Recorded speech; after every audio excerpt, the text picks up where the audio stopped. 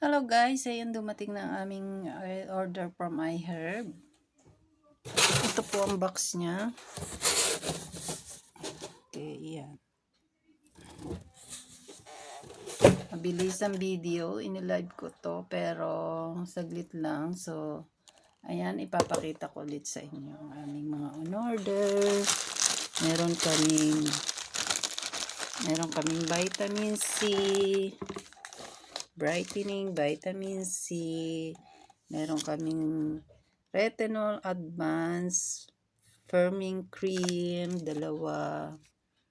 Meron din kaming fermented, ayan, fermented digestive enzyme.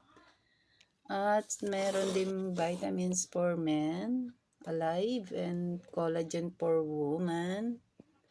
Yan, with biotin.